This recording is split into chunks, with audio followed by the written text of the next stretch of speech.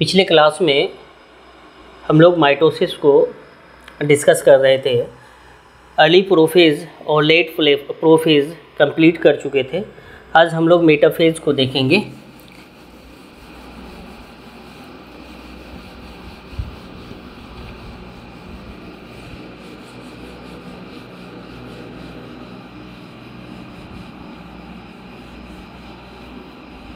Early prophase late prophase को हम लोग कर चुके थे। आज हम लोग मेटाफेज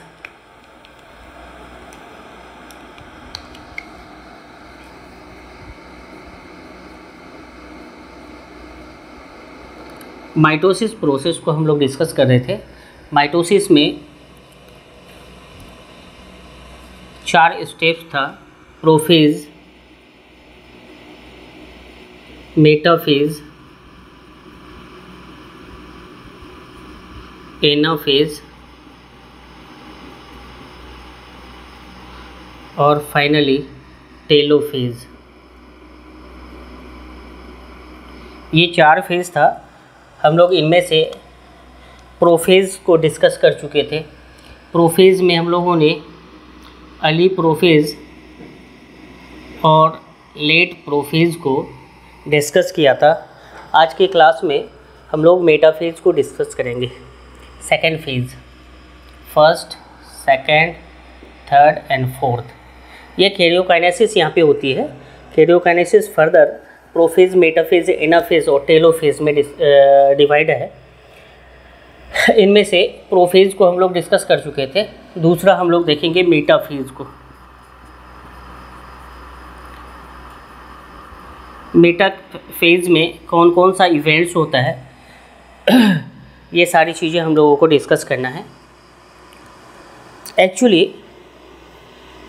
प्रोफेज में, लेट प्रोफेज में हम लोगों ने देखा था at the end of prophase nuclear membrane गायब हो चुका था, डिसइंटीग्रेट हो चुका था। न्यूक्लियोलस, एंडोप्लाज्मिक रेटिकुलम और गोल्जी बॉडी, ये सारी चीज़ें डिसअपियर हो गए थे।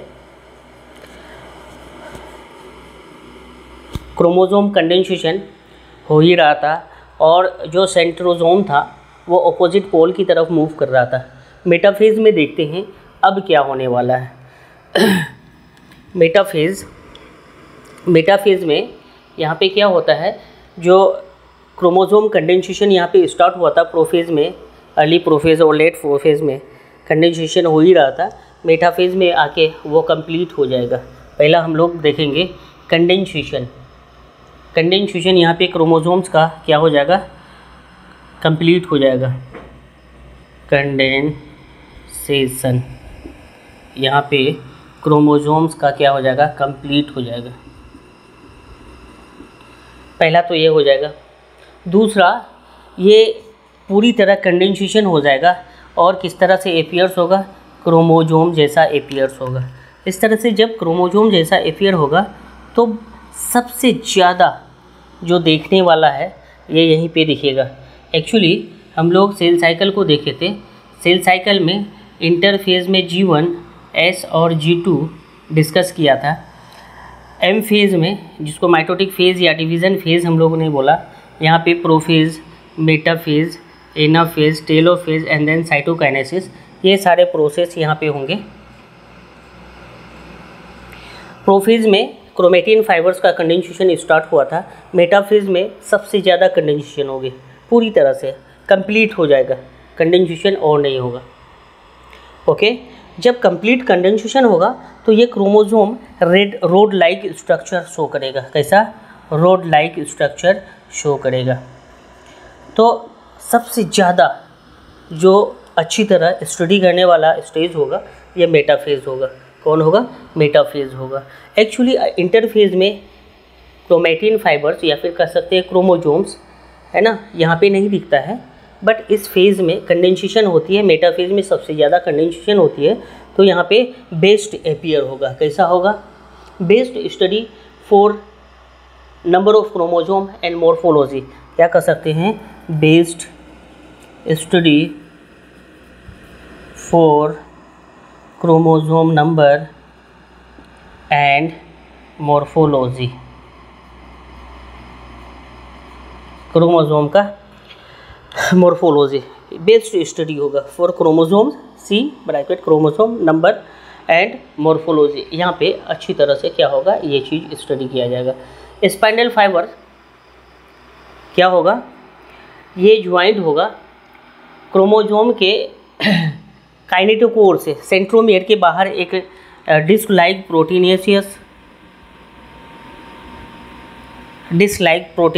प्रोटीन का डिस्क होता है, जिसके साथ यहाँ पे क्या होगा, स्पाइंडल फाइबर का भी अटैचमेंट होना स्टार्ट हो जाएगा। तो हम लोग लिखते हैं spindle fibre get joint, spindle fibre get joint, spindle fiber get joined to the chromosome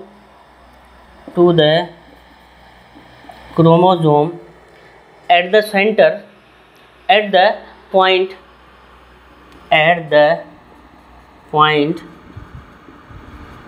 where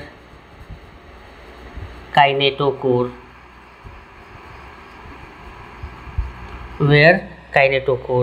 ये स्पाइंडल फाइबर, ये जो स्पाइंडल फाइबर है ये क्या होगा, काइनेटोकोर के साथ अटैच हो जाएगा। Spindle fibre get joint to the chromosome के साथ ज्वाइन होगा कहाँ पे, to at the point where kinetochore, जहाँ पे काइनेटोकोर होगा।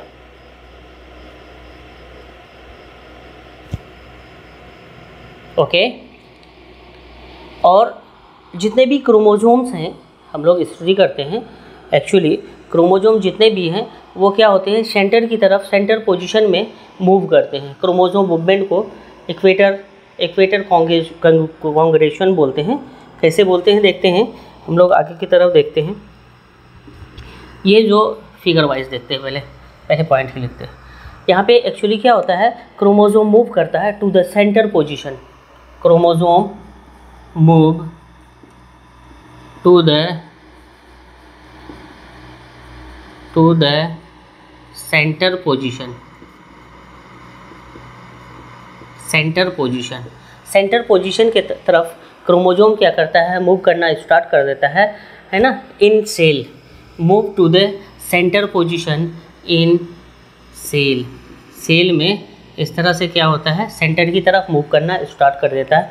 और क्रोमोसोम का मूवमेंट इस तरह से है ना, सेंटर की तरफ होना, उसको बोलते हैं, क्या बोलते हैं, इक्वेटर कॉन्ग्रेशन। क्या बोलते हैं, क्रोमोसोम मूवमेंट क्या होती है, क्रोमोसोम मूवमेंट यहाँ पे जो होती है, ध्यान देने की ज़रूरत है। क्रोमोसोम जो मूवमेंट होती है वो किस तरह होती है, इक्वेटर की तरफ होती है। तो इसको क्या बोलते हैं, इक्वेटर कॉन्ग्रेशन। क्या बोलते हैं, इक्वेटर कॉन्ग्रेशन बोलते हैं। एक्चुअली डबल एस होता है, कॉन्ग्रेशन।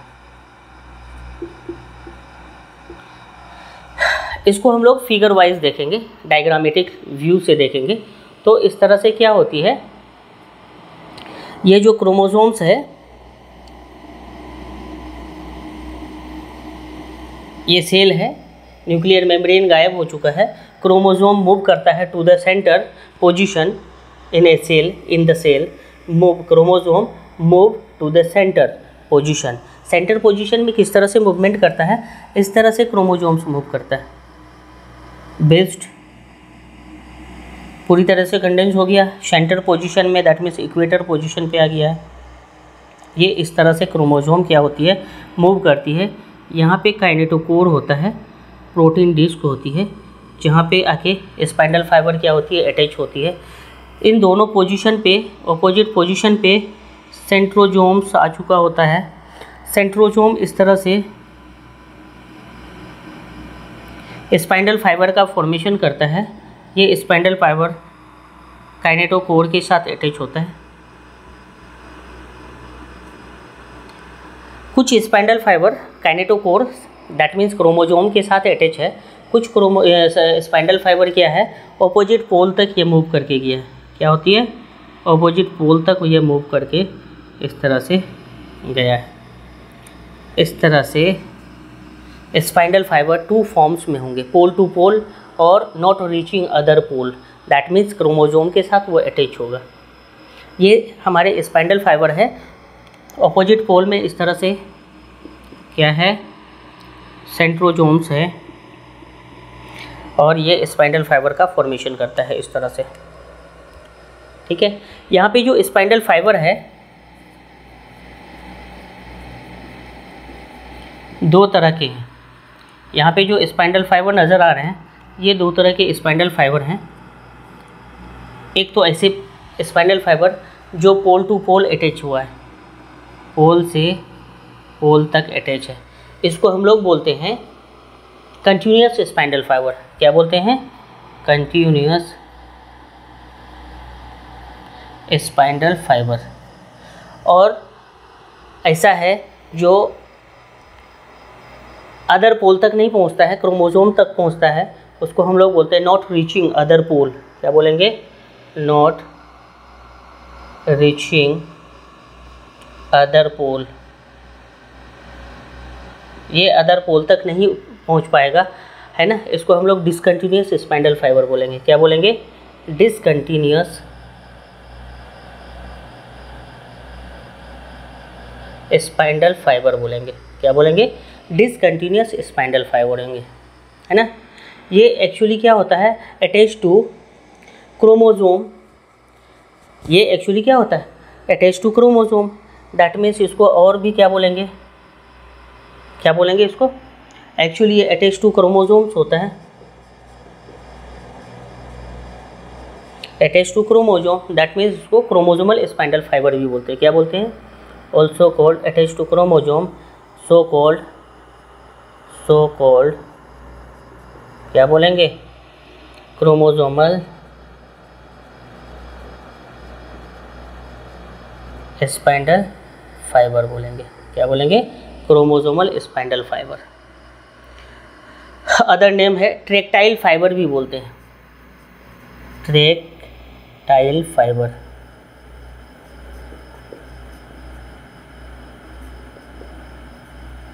ट्रैक्टाइल फाइबर भी बोलते हैं। ओके, इस तरह से मेटाफेज में क्रोमोसोम्स क्या होता है? सेंटर पोजीशन पे आ जाता है, इक्वेटर पे आ जाता है। क्या बोलते हैं? इक्वेटर कॉन्ग्रेगेशन बोलते हैं। क्रोमोसोम का मूवमेंट यहाँ पे आ जाता है, बीच लाइन में आ जाता है, इक्वेटोरियल लाइन में। इसको हम लोग क्या बोलते हैं? Equator congregation. क्रोमोसोम मूवमेंट कैसा होता है? इक्वेटर कॉन्ग्रेगेशन होती है। यहाँ पे जो क्रोमोसोम का अरेंजमेंट है, अलाइनमेंट है, वो कैसा है? नेक्स्ट पॉइंट देखते हैं। Plane of alignment of chromosome, plane of alignment of chromosome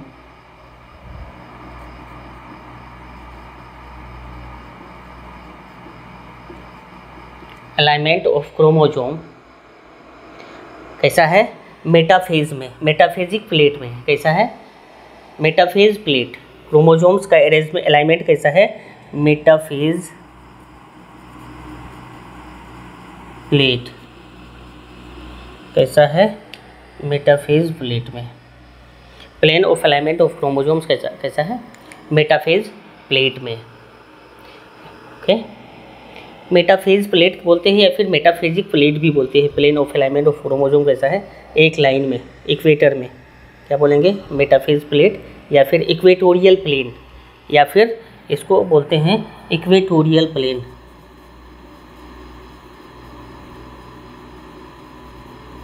equatorial plane इसको बोलते हैं। क्रोमोसोम अरेंजमेंट इक्वेटोरियल प्लेन में। यहाँ पे जो स्पाइंडल फाइबर है ना, ये स्पाइंडल फाइबर एक्चुअली बना हुआ किसका है? Spindle fibre made of microtubules. किसका है?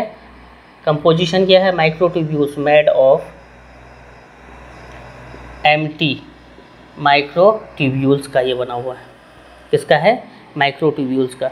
4 to 20 माइक्रोट्यूब्यूल्स होता है यहाँ पे, 4 to 20 माइक्रोट्यूब्यूल्स एक स्पाइंडल फाइबर में एवरेजली देखा जाता है, इतना होता है। ये हमारा मेटाफेज कंप्लीट हुआ। कंप्लीट कंडेंसेशन क्रोमोसोम्स का हो गया। बेस्ड एपियर होगा क्रोमोसोम की based study for chromosome number and morphology.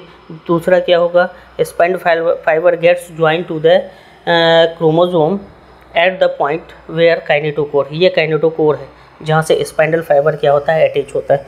ये काइनेटोकोर है क्रोमोसोम्स का। सेंट्रोमियर, सेंट्रोमियर के ऊपर एक डिस्क लाइक स्ट्रक्चर होती है, उसको क्या बोलते हैं, काइनेटोकोर बोलते हैं।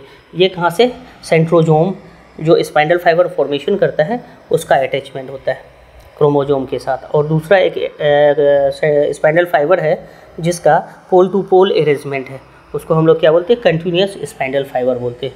क्या बोलते हैं, कंटिन्यूस स्पाइंडल फाइबर।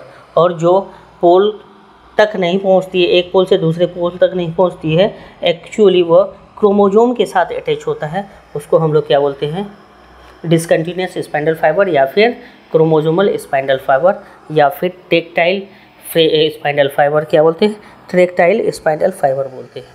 ओके, तो ये सारी बात मेटाफेज के लिए हम लोग मेटाफेज कंप्लीट किए। अब हम लोग देखेंगे एनाफेज को। इसको एनाफेज को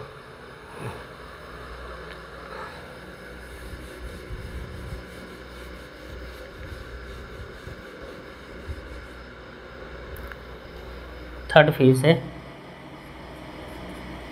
एनाफेज।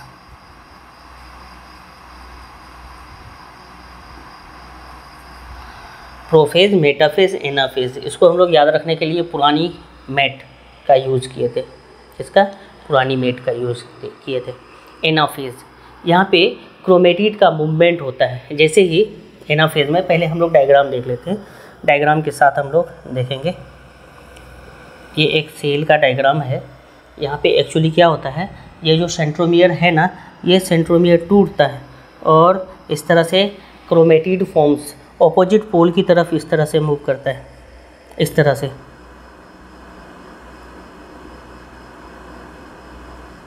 इस तरह से ऑपोजिट पोल की तरफ ये मूव करता है।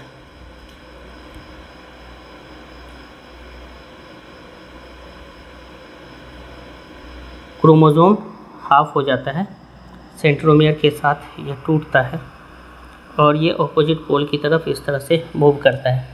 दो क्रोमोसोम्स को हम लोगों ने दिखाया था, तो इस तरह से ये दोनों क्रोमोसोम्स क्या होती है, ऑपोजिट पोल की तरफ इस तरह से मूव करता है।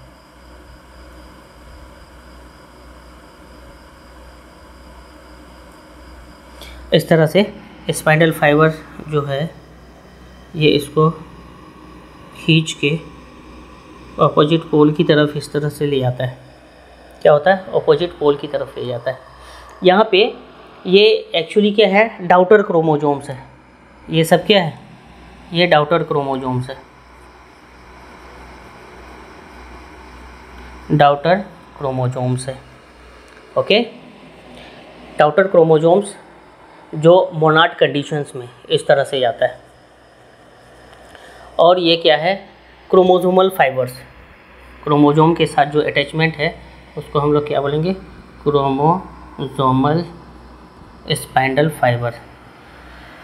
Okay, chromosomal spindle fibre. और कुछ स्पाइंडल फाइबर होता है जो क्या होती है, बीच में इस तरह से अरेंज होता है, इसको बोलते हैं हम लोग interzonal spindle fibre.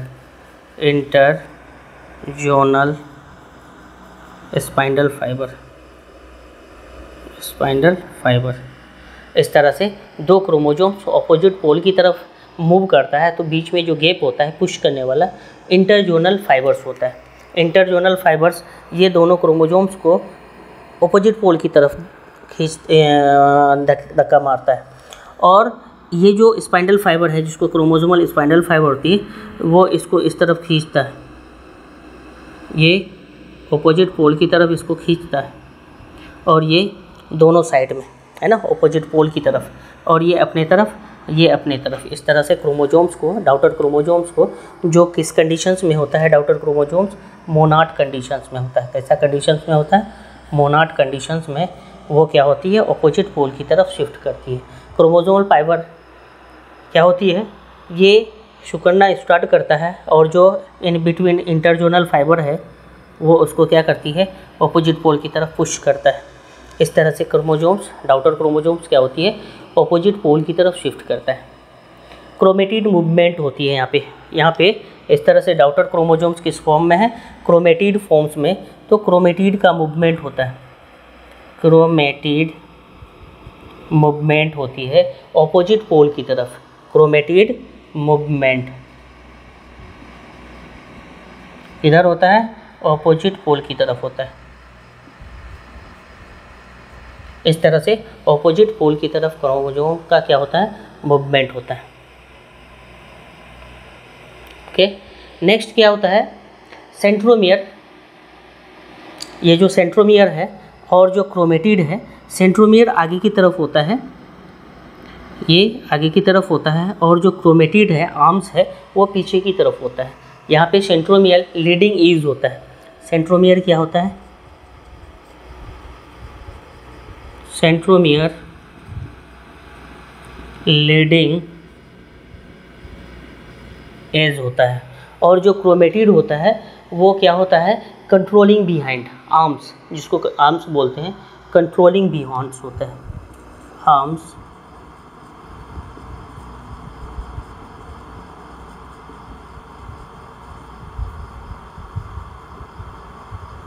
Arms controlling behind. Okay, इस तरह से होती है। सेंट्रोमियर लीडिंग एज होता है और आर्म्स क्या होता है, कंट्रोलिंग बिहाइंड, पीछे की तरफ वो कंट्रोल किया हुआ रहता है।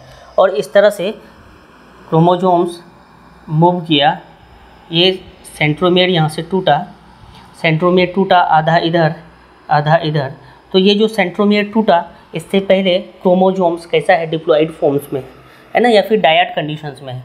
जब ये टूटेगा तो ये इस तरह से मोनाड कंडीशंस, आधा सेंट्रोमियर से टूटा, आधा इधर की तरफ और आधा जो है इधर की तरफ मूव करता है। तो ये जो डॉटर क्रोमोसोम्स मूव करता है मोनाड कंडीशंस में, उसका सेंट्रोमियर आगे की तरफ लीडिंग होता है और आर्म पीछे की तरफ होता है, लेगिंग कंडीशंस में होता है। इसको हम लोगों ने क्या बोला, क्रोमेटिड को, आर्म्स को कंट्रोलिंग बिहाइंड, और सेंट्रोमियर लीडिंग एज होता है।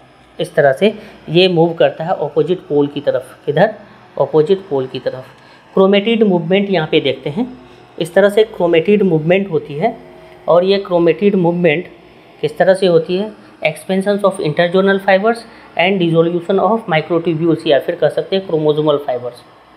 क्या बोलेंगे, ये जो मूवमेंट होता है क्रोमेटिड का किस तरह से होती है, देखते हैं।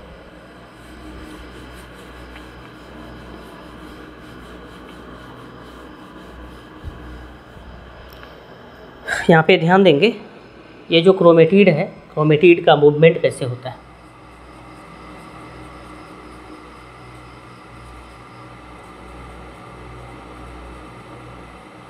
क्रोमेटिड मूवमेंट, इस तरह से क्रोमेटिड का मूवमेंट होता है। एक तो इंटरजोनल फाइबर्स है, जिसको इंटरजोनल स्पाइंडल फाइबर बोले हैं। ये इंटरजोनल स्पाइंडल फाइबर एक्चुअली क्या होता है, एक्सपेंशन होती है। पहला क्या होता है, एक्सपेंशन ऑफ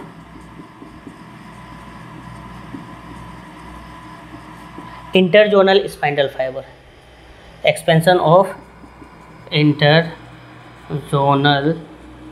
स्पाइंडल फाइबर। इसके वजह से ये दोनों को पुश करता है ऑपोजिट पोल की तरफ। दूसरा डिसोल्यूशन ऑफ माइक्रोट्यूब्यूल्स होता है। ये जो spindle fibre, chromosomal spindle fibre है, इसका एक्चुअली क्या होता है, डिसोल्यूशन होता है। डिसोल्यूशन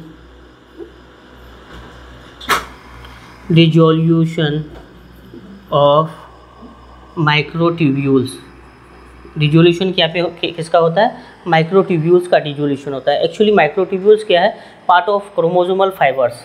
ये क्या है, microtubules actually part of chromosomal spindle fibre, ये पार्ट है। डिसोल्यूशन ऑफ माइक्रोट्यूब्यूल्स करने का मतलब क्रोमोसोमल स्पाइंडल फाइबर का डिसोल्यूशन होता है, जिसको हम लोगों ने क्या बोला है, ये ट्रैक्टाइल फाइबर्स बोला है। क्या बोला है, ट्रैक्टाइल। क्रोमोसोमल स्पाइंडल फाइबर को हम लोगों ने क्या बोला है, और में ट्रैक्टाइल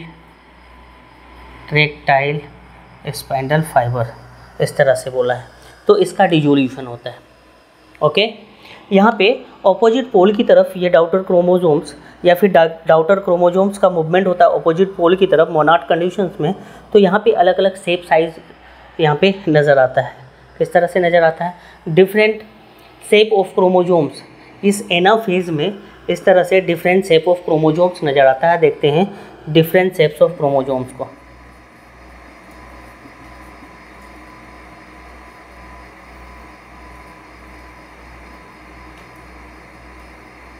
डिफरेंट शेप्स ऑफ क्रोमोसोम्स को यहाँ पे हम लोग देखते हैं कैसे होता है। 4 शेप में बनता है। सेंट्रोमियर अगर बीच पोजीशन में होता है, इन बिटवीन पोजीशन, उसको हम लोग बोलते हैं मेटासेंट्रिक क्रोमोसोम्स। और सेंट्रोमियर बीच से अगर ऊपर नीचे थोड़ा सा साइड में होता है उसको सब मेटासेंट्रिक बोलते हैं। और अगर और थोड़ा एंड पॉइंट पे होता है acrocentric, and then last point पे अगर होता है तो उसको हम लोग बोलते हैं टेलोसेंट्रिक। क्या बोलते हैं? डिफरेंट शेप्स ऑफ क्रोमोसोम्स में क्या क्या बोलेंगे? मेटासेंट्रिक, मेटासेंट्रिक पहला, मेटासेंट्रिक, सब मेटासेंट्रिक,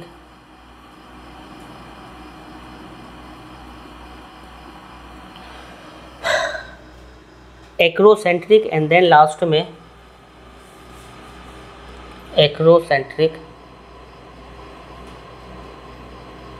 एंड देन लास्ट में होता है टेलोसेंट्रिक। टेलोसेंट्रिक। ये 4 तरह के क्रोमोसोम्स होते हैं डिफरेंट शेप्स में। ये 4 डिफरेंट शेप्स होता है। मेटासेंट्रिक में एक्चुअली ध्यान देंगे, मेटासेंट्रिक में ये क्रोमोसोम्स होती है, ये क्रोमोसोम्स इस तरह से, ये क्रोमोसोम इस तरह से डिवाइड होती है सेंट्रोमियर के थ्रू।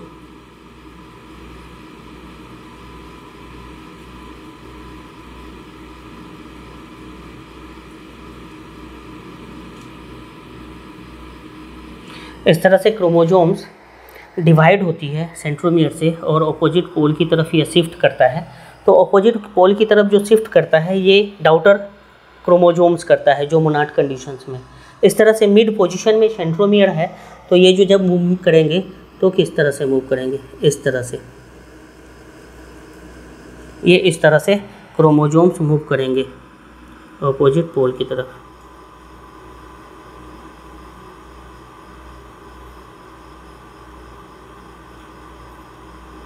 इस तरह से मूव करेंगे ये अपोजिट पोल की तरफ। अब यहाँ पे जो शेप साइज नज़र आएगा ये वी शेप स्ट्रक्चर नज़र आता है।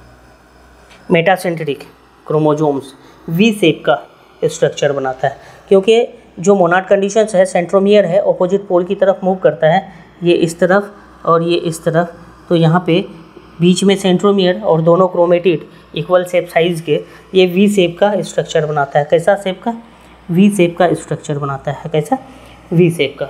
दूसरा जो है सब मेटासेंट्रिक, यहाँ पे सब मेटासेंट्रिक में ये सेंट्रोमियर है, एक आर्म्स ज़्यादा बड़ा होता है और दूसरा आर्म्स छोटा छोटा होता है ना। ये आर्म्स बड़ा होता है, ये आर्म्स छोटा होता है, इस तरह से। और जब ये डिवाइड करेंगे तो किस तरह का शेप? एल शेप का नज़र आएगा। कैसा? ये इस तरह से नज़र आएगा।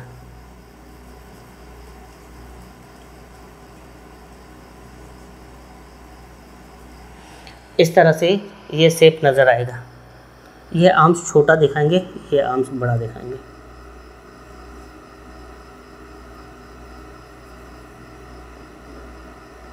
इस आर्म्स को छोटा दिखाओ। सब मेटासेंट्रिक में ये सेंट्रोमियर है और ये दो स्ट्रक्चर है, इस तरह से ये नज़र आएगा।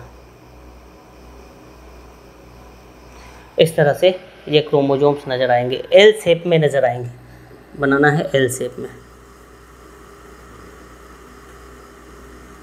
कैसा शेप नज़र आएगा? एल शेप नज़र आएगा। ये इस तरह से एल शेप में नज़र आएंगे।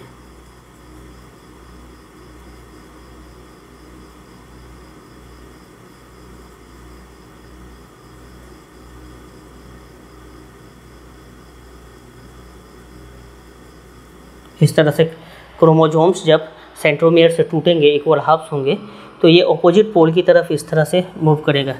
ये इधर और ये इधर आधा। यहाँ सेंट्रोमियर इक्वल हाफ्स होंगे। ऊपर की तरफ डॉटर क्रोमोसोम्स नीचे की तरफ जाएंगे। सेंट्रोमियर थोड़ा सा क्या है, मिड पोजीशन से साइड में, सब मेटासेंट्रिक बोलेंगे। और यहाँ पे जब ऑपोजिट पोल की तरफ आधा आधा क्रोमोसोम्स मूव करेगा तो एल शेप का स्ट्रक्चर बनाएगा। कैसा? एल शेप का स्ट्रक्चर बनाएगा, याद रखने की ज़रूरत है, एल शेप का स्ट्रक्चर। दूसरा जो होता है एक्रोसेंट्रिक, एक्रोसेंट्रिक क्रोमोसोम्स बोलते हैं। जब ये सेंट्रोमियर है, 2 आर्म्स बड़े बड़े होते हैं और ये छोटा 2 आर्म्स होता है। एक्रोसेंट्रिक दैट मीन्स कहने का मतलब एंड के पोजीशन में, एंड के करीब चला गया है। 2 क्रोमेटिड आर्म्स छोटा हो गया, एक तरफ का आर्म छोटा हो गया, एक तरफ का आर्म बड़ा हो गया। दैट मीन्स ये जो सेंट्रोमियर है ये एंड पोजीशन में चला गया, पूरी तरह से नहीं लेकिन एंड पोजीशन में चला गया। तो इस तरह से यहाँ पे जब सेंट्रोमियर टूटती है और यहाँ पे क्रोमोसोम मूव करता है ऑपोजिट पोल की तरफ, तो इस तरह से सेंट्रोमियर्स को हम लोग दिखाते हैं। ये इस तरह से छोटे आर्म्स को दिखाते हैं, ये इस तरह से छोटे आर्म्स को दिखाते हैं। और फिर दूसरा आर्म जो होता है इस तरह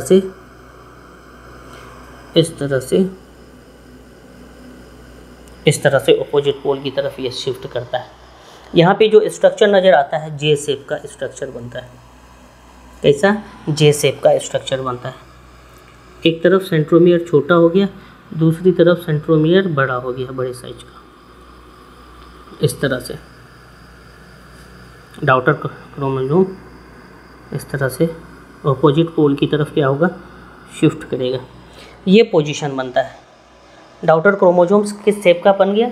जे शेप का बन गया। टेलोसेंट्रिक में टिल पॉइंट में क्या होती है, क्रोमेटिड होती है। इस तरह से टिल पॉइंट पे होती है।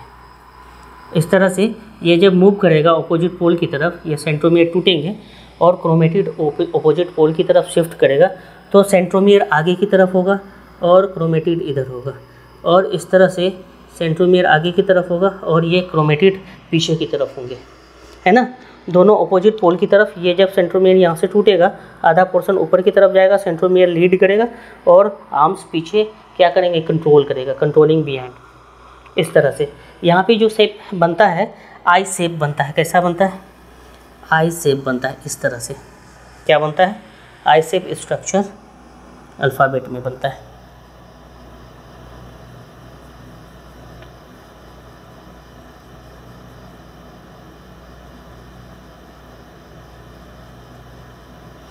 इस तरह से यहाँ पे कैसा शेप बनता है, आई शेप स्ट्रक्चर बनता है। VLGI, VLG क्या याद रखेंगे, VLG।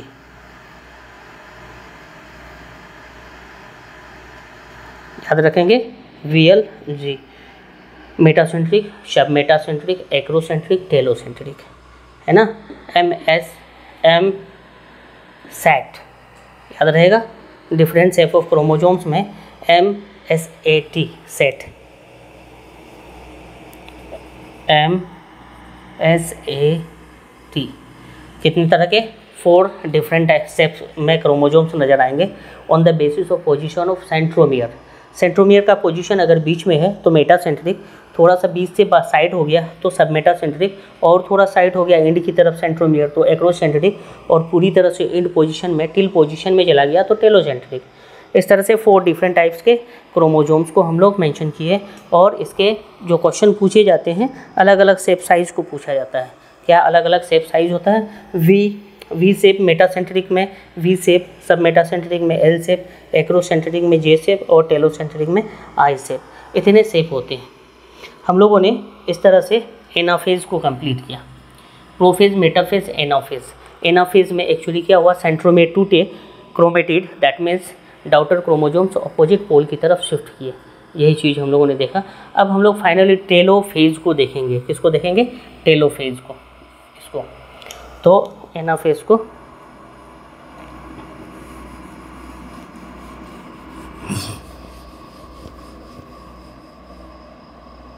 Fourth telophase.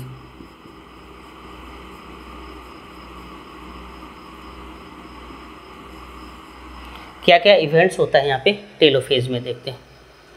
टेलोज मीन्स ही होता है end. Telos means end. Karyokinesis का ये लास्ट फेज़ है, टेलोफेज। कैरियोकाइनेसिस का लास्ट फेज़ है। क्या बोलेंगे? टेलोज मीन्स एंड, है ना। कैरियोकाइनेसिस का ये लास्ट फेज़ है, इसको हम लोग बोलते हैं टेलोज एंड। यहाँ पे जो ये क्रोमोजोम सेंट्रोमियर से टूट के मूव करता था ऑपोजिट पोल की तरफ, ये पूरी तरह से पहुँच जाता है। Chromosome reach to the opposite pole, chromosome reach to the opposite pole, क्या होगा? ऑपोजिट पोल में पहुंच जाएंगे।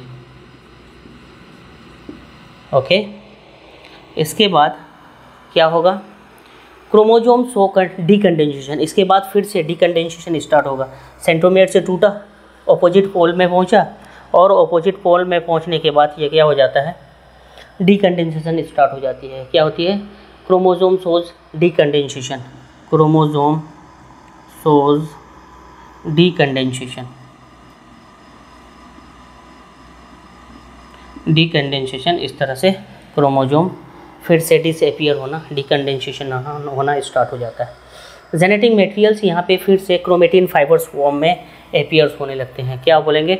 Genetic material like chromatin fibre, genetic material like chromatin fibres.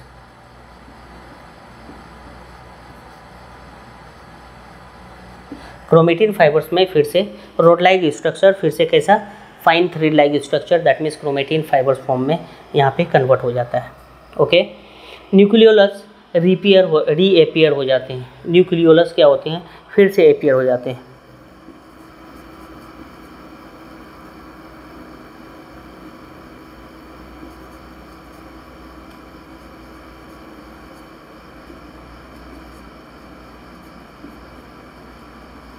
Nucleus क्या होते हैं? ये रिपेयर हो जाते हैं। ओके, उसके बाद क्या होता है? Reformation of nuclear membrane, endoplasmic reticulum and Golgi body. Reformation of nuclear membrane, other जितने भी न्यूक्लियर मेम्ब्रेन के साथ अदर जितने भी endoplasmic reticulum, Golgi body, endoplasmic reticulum, Golgi body, जितने भी सेल ऑर्गेनेल्स हैं वो अपीयर्स हो जाते हैं। रीफॉर्मेशन न्यूक्लियर मेम्ब्रेन, इंडोप्लाज्मिक रेटिकुलम और गोल्जी बॉडी का फिर से हो जाता है। कहाँ पे गायब हुआ था? प्रोफेज में। Nuclear membrane, other cell organelles गायब हो गए थे।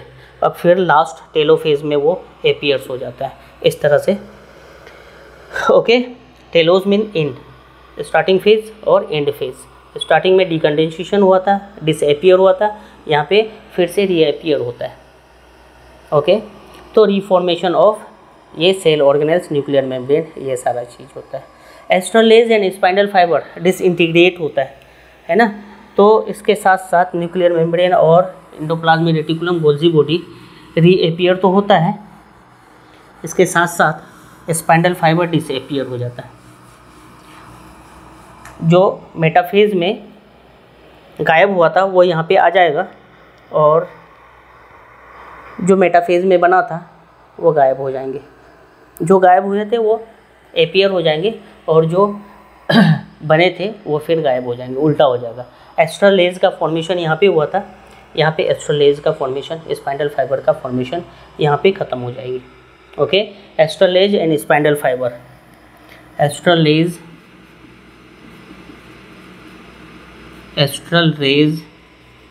एंड स्पाइनल फाइबर, ये दोनों क्या होते हैं? गायब हो जाते हैं, डिसइंटीग्रेट हो जाते हैं।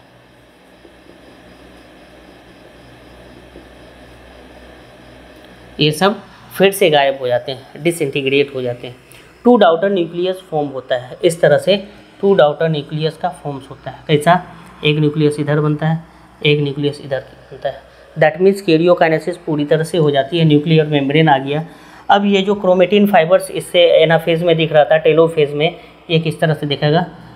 Fine thread like structure, chromatin fibres, nucleolus, है ना, क्रोमेटिन फाइबर्स, न्यूक्लियोलस, ये सारी चीज़ें यहाँ पे अपीयर हो जाएंगे। ओके,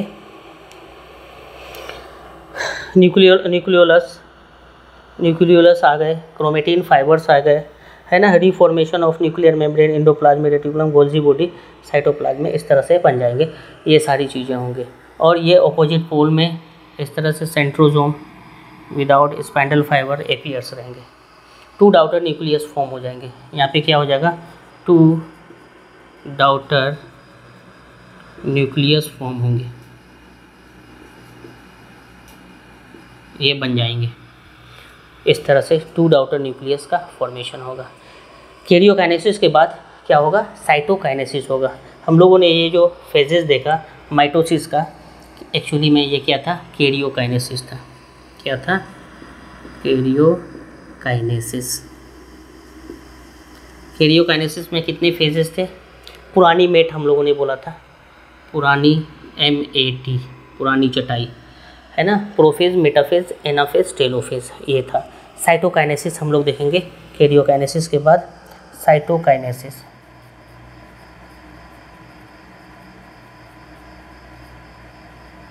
साइटोप्लाज्म का इक्वल डिस्ट्रीब्यूशन, क्या कर सकते हैं, equal distribution of cytoplasm. Method देखते हैं, मेथड क्या होगा यहाँ पे। मेथड साइटोकाइनेसिस का जो होगा एनिमल सेल में फोरोइंग मेथड होता है। क्या होता है, फोरो मेथड। फोरो मेथड होती है, बाहर से अंदर की तरफ साइटोप्लाज्म बंटवारे पे जाता है। यहाँ पे एनिमल सेल्स में फोरो मेथड होता है। किस तरह से, ये फोरो मेथड कहाँ पे होता है, एनिमल सेल में। और इस तरह से सेल प्लेट फॉर्मेशन मेथड जो होता है, सेल प्लेट का जो फॉर्मेशन होता है, ये कहाँ पे होता है, प्लांट सेल में होता है। किसमें होता है, प्लांट सेल में इस तरह से सेल प्लेट फॉर्मेशन होता है। एक्चुअली एनिमल सेल फोरोइंग मेथड करता है। यहाँ पे कॉन्ट्रैक्टाइल रिंग का फॉर्मेशन होता है। कैसा होता है, देखो एक सेल है, 2 न्यूक्लियस है ना, सेंट्रोजोम्स है। इस तरह से यहाँ पे साइटोप्लाज्म डिवाइड करेंगे तो इस तरह से एक रिंग का फॉर्मेशन होता है। इसको हम लोग, इस रिंग को बोलते हैं कॉन्ट्रैक्टाइल रिंग। क्या बोलते हैं, कॉन्ट्रैक्टाइल रिंग, जो माइक्रो फिलामेंट का बना होता है। इस रिंग को हम लोग क्या बोलते हैं, कॉन्ट्रैक्टाइल रिंग, कॉन्ट्रैक्टाइल रिंग। ये कॉन्ट्रैक्टाइल रिंग एक्चुअली किसका बना होता है, किसका, माइक्रो फिलामेंट्स का बना होता है। MF, माइक्रो फिलामेंट का ये कॉन्ट्रैक्टाइल रिंग बना होता है। बाहर से अंदर की तरफ इस तरह से क्या होते हैं, ये साइटोप्लाज्म को डिवाइड करते हैं और सेंटर पोजीशन तक आता है। ये इस तरह से डिवाइड करता हुआ अंदर की तरफ आ जाता है। इस तरह से साइटोप्लाज्म इक्वल डिस्ट्रीब्यूशन हो जाता है और फिर इस तरह से 2 सेल का फॉर्मेशन हो जाता है। 2 न्यूक्लियस को लेके, आधा आधा साइटोप्लाज्म को लेके सेल 2 भागों में डिवाइड हो जाता है। इस तरह से डिवीजन ऑफ साइटोप्लाज्म होता है ना। प्रोसीडिंग कैसा होता है, सेंट्रीपिटली होता है। कैसा, बाहर से अंदर की तरफ। किस मैनर में होता है, सेंट्रीपिटल मैनर में होता है। सेंट्रीपिटल मैनर में होता है। कैसा, सेंट्रीपिटल मैनर में, बाहर से अंदर की तरफ क्या होता है, सेंट्रीपिटल मैनर में होता है। मैं थोड़ा सा दिखा दूँ नीचे, ये एनिमल सेल फोरोइंग मेथड से सेंट्रीपिटल फॉर्म्स में बाहर से अंदर की तरफ नहीं, बाहर से अंदर की तरफ इस तरह से साइटोप्लाज्म का डिवीज़न होता है। यहाँ पे डिवीज़न में मदद कौन करता है, कॉन्ट्रैक्टाइल रिंग करता है, जो कि माइक्रोफिलामेंट्स का है। कौन, किसका है, माइक्रोफिलामेंट्स का। इधर प्लांट सेल है, प्लांट सेल में सेल प्लेट फॉर्मेशन होता है। एक्चुअली सेल प्लेट जो फॉर्मेशन होता है ना, इस तरह से एक सेल जो है क्या करता है, बीच में ये न्यूक्लियस इस तरह से बीच में सेल प्लेट का फॉर्मेशन होता है। और ये जो फॉर्मेशन होता है अंदर से बाहर की तरफ, अंदर की बाहर की तरफ, यहाँ पे क्या होता है, अंदर बाहर से अंदर की तरफ इस तरह से साइटोप्लाज्म का डिवीज़न होता है। यहाँ अंदर से बाहर की तरफ होता है। इस मेथड को बोलते हैं सेंट्रीफ्यूगल मैनर। कैसा बोलते हैं, सेंट्रीफ्यूगल फ्यूगल मैनर। ओके, तो फॉलोइंग मेथड एनिमल सेल में होता है, cell plate formation method plant cell में होता है। एनिमल सेल में बाहर से अंदर की तरफ साइटोप्लाज्म का बंटवारा होता है, डिवीज़न होता है। इसको हम लोग बोलते हैं सेंट्रीपीटल मैनर में साइटोप्लाज्म डिवाइड होते हैं। लेकिन प्लांट सेल में सेल प्लेट फॉर्मेशन जो होता है वो अंदर से, सेंटर से बाहर की तरफ, पेरीफेरी की तरफ, इसको बोलते हैं सेंट्रीफ्यूगल मैनर में बोलते हैं। इस तरह से हम लोगों ने यहाँ पे आज साइटोकाइनेसिस करके दो सेल का बंटवारा किया। डिवीज़न ऑफ साइटोप्लाज्म होती है, यहाँ पे डिवीज़न ऑफ साइटोप्लाज्म होती है। कैसा होता है? सेंट्रीपीटली होता है, और प्लांट सेल में सेंट्रीफ्यूगली होता है। इस तरह से दो डॉटर सेल का फॉर्मेशन होता है। इस तरह से यहाँ पे दो प्लांट सेल, दो न्यूक्लियस को लेके, यहाँ पे दो एनिमल सेल, इस तरह से साइटोप्लाज्म को लेके क्या होती है? डिवाइड हो जाता है। दो सेल, यहाँ पे जो प्लांट सेल है, इस तरह से सेल प्लेट फॉर्मेशन होता है। बीच में ये क्या है? एक्चुअली सेल प्लेट फॉर्मेशन होता है। इसमें एक्चुअली क्या होता है जो गोल्जी बॉडी और इंडोप्लाज्मिक रेटिकुलम होता है वो टूट के एक्चुअली गोल्जी बॉडी होता है, बीच में सेल प्लेट का फॉर्मेशन करता है। कैसा? सेंट्रीफ्यूगली, अंदर से बाहर की तरफ ये फॉर्म होता है। ओके,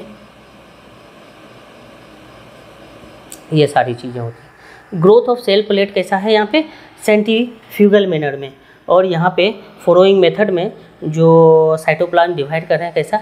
सेंट्रीपीटल मैनर में। तो हमें याद रखना है इतना। उसके बाद हम लोग कुछ एजेंट्स देखेंगे जिसके थ्रू क्या होगा? सेल डिवाइड करेंगे। ओके, नेक्स्ट क्लास में हम लोग देखते हैं।